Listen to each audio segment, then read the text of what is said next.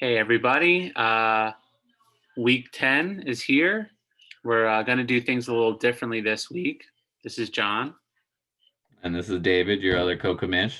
So, we're going to do a preview video or projection video this week. It's a little late on the video. I know. I apologize. I've been having a little car trouble as of late. So, we had to push the video back. But we're going to do a projection video about a few matchups and talk about some sleepers that we like this week instead of doing the matchup videos. So to start it off, I have my three sleepers. My first sleeper is Tua Tagovailoa. I think I said his name right. He is the Miami Dolphins quarterback. I think he has a really good matchup this week against the Miami defense, or I'm sorry, against the Chargers defense. They have actually blown 5 leads in a row coming into this week. So I think that defense is just wavering. And I think there's just one more kind of tough loss to just break that defense. And I think that with Tua and being young and kind of having the leadership on that team that he did with Fitzmagic or Fitztragic when he's not playing well, I think he's going to use the weapons around him, even though he doesn't have Preston Williams, and just kind of build up that team and just crush this Chargers defense. My second sleeper is J.D. McKissick, who is actually on Alyssa's team. So Tua Tagovailoa, sorry if I said his name wrong. He's actually a free agent right now in the league. So if you want to pick him up, go right ahead. J.D. McKissick, who is on Alyssa's team. With that matchup and that quarterback, since they lost Kyle Allen to an ankle injury for probably the rest of the year, and it is Alex Smith's team, who, what a story. I mean, I think it was like 2 years ago, he broke his leg in a game. And now he's coming back and threw a touchdown last week. And I think he's a big check down, kind of find the running back whenever you need to and throw it to them kind of quarterback. And I think Antonio Gibson can be that kind of, back where he can be explosive. But I think JD McKissick, especially in a PPR league like ours, is going to be someone to watch with this matchup against the Detroit defense, and that defensive line is not great. My third sleeper, and this one may seem a little interesting, is Jared Goff, the Rams quarterback.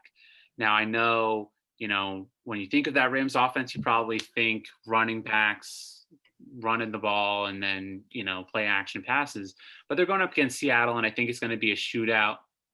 And I think he's going to have a really good game this week. I think he's going to be over his projection of 18 points. I think it's just going to be one of those things where we see maybe like a 45 kind of 35 game kind of thing where they score over like almost 70 points. Those are my three sleepers, and now David's. So my sleepers, I'm going different direction, not so much quarterback heavy. My first one being Brandon Cooks on Benji's team right now. So Benji, good flex player right there. Brandon Cooks has been very consistent these past 4 games that he's played, these past 5 weeks, because one of them was a bye. He's averaged roughly 20.4 points, always scoring double digits. So he's at least shown good consistency as of late. This team has no true wide receiver one, which really allows him to kind of have the potential to get those targets and get those yardage without always having to be the number one guy that defenses are preparing for, especially Cleveland not being notoriously good for preparing against wide receivers, as they've been the 28th most giving out points.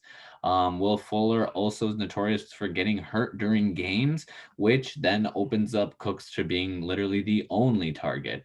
So I could definitely see something where Fuller gets hurt by the third quarter. Cooks already has 10 points and just sprinkles on a few more right there. So another player, another starter of interest is actually starters, and that's the Eagles defense.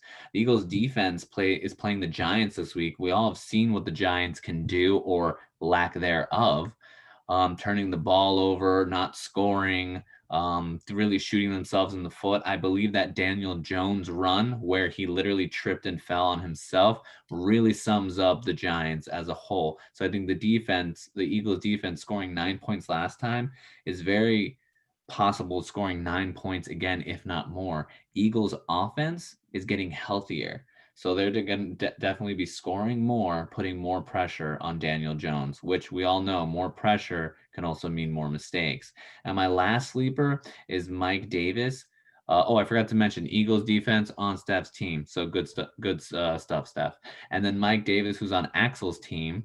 I think that he's my sleeper. Now, sleeper, a lot of people would say Mike Davis. He did really well. Not, I wouldn't call him a sleeper, but given the fact that Christian McCaffrey was supposed to come back, Mike Davis was basically supposed to become a non-factor. His fantasy stock literally plummeted to what I would call sleeper levels. But McCaffrey being out this week and potentially being out for maybe even further weeks, because we don't know with these types of injuries, they're very in it. They're very wishy-washy. I think I see Mike Davis as being the potential to be like the first few weeks that we saw Mike Davis, not the most recent weeks where he was scoring only like 8 and 10 points.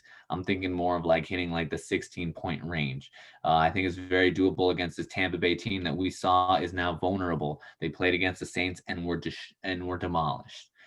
So this Tampa Bay team is not invincible, though they are pretty decent defending against wide receivers and running backs. They're pretty even in the department. So I don't think the game gets top heavy either way. And my third reason for Mike Davis doing well is just a gut feeling. Can't say anything more on that. But I think that Mike Davis is going to show us that he can perform at like the top tier level like he was doing beforehand. I like those picks. I agree with Mike Davis. I mean, it's a good matchup. It's a good pickup for by Axel. Maybe he had some ESP or something with CMC, but you know those are good. So now I'm going to talk about a matchup that I think is going to be a big blowout. So I think the one matchup that I think is going to be big is the Paris versus Steph matchup, and the reason why I think that is because I just don't think Paris has enough firepower to beat Steph. Chris Carson is still injury designation. He still has an injury designation. Jamison Crowder's out. Zeke is out on bye. Hill is out on bye. Joshua Kelly may get some more touches with Justin Jackson out, but going up against that Miami defense is going to be tough. The Eagles have a much better matchup against the Giants offense, as David talked about, than Miami does having going up against the Chargers offense. And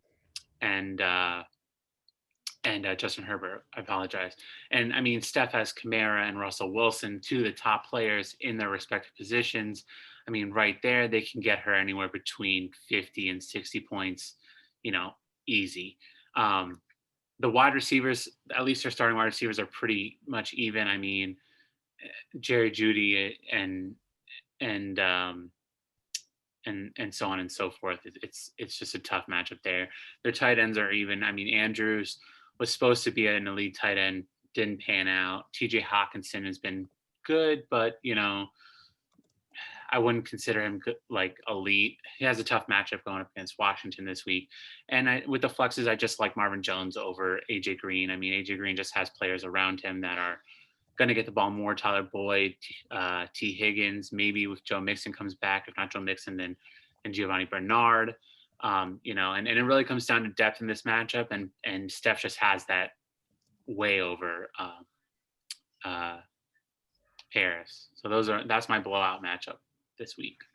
And for me, I'm going to be discussing the closest matchup that I'm thinking out. The matchup where it's going to be really down to the wire. And I think that's going to be between Benji and Joe. Reason being, if you look at it position by position, their quarterbacks, I have to give it to Joe. But again, it's only a slight margin. Justin Herbert has really been showing us that he can play at a high level as a rookie. I think he's a good candidate for Rookie of the Year. But then Miami defense is really stepping up and showing people that it can be a force to be reckoned with.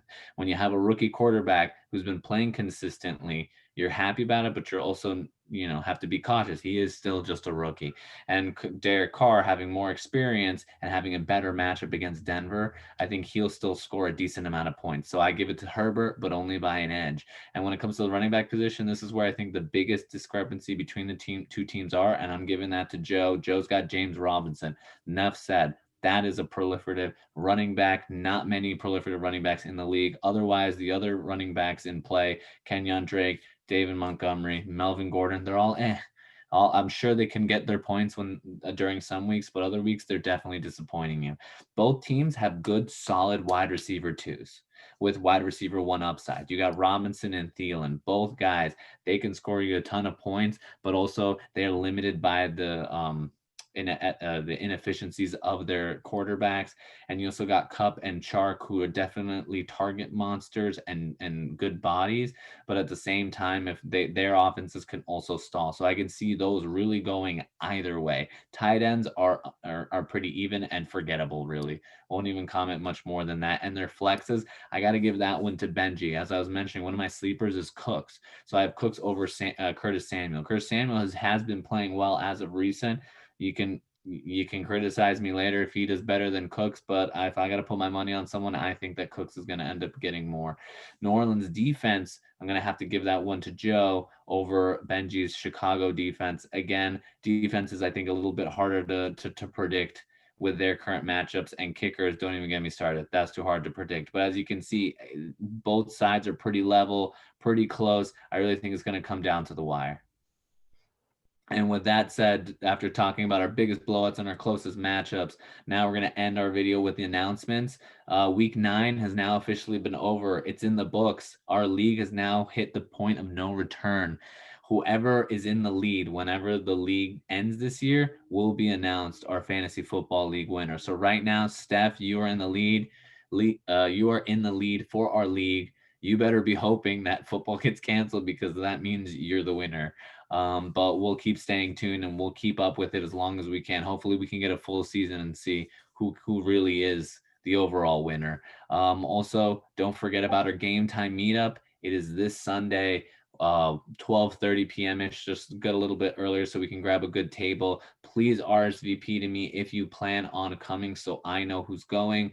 I'm gonna pick a place that's close to everybody who is going, just to make it easier. So Oh, the and I also forgot to mention. Sorry, John. I forgot to mention it is the Eagles versus the Giants. Eagles versus the Giants. It's a good matchup. That's like 80% of our fan base league right now. Hope you guys can come out. So the teams that are on the bye this week are Dallas, the Chiefs, the Jets, and the Falcons. So make sure that you change up your lineups, get those players out, put new players in. Remember, it's all about points. Right now, we have like 4 or 5 people that are kind of right there at that 5-4 record and are just one step away. All it takes is 1 or 2 wins, and you're there in the playoffs. Get those points. All right, that is our prediction video. Hopefully next week, maybe we can do the prediction video again, or we can do a matchup video. We'll see. We're going to make it a surprise. As always, it was great, doing this for you guys, and we'll see you later. Bye. Take care, guys. Have a good week and best of luck with your matchups.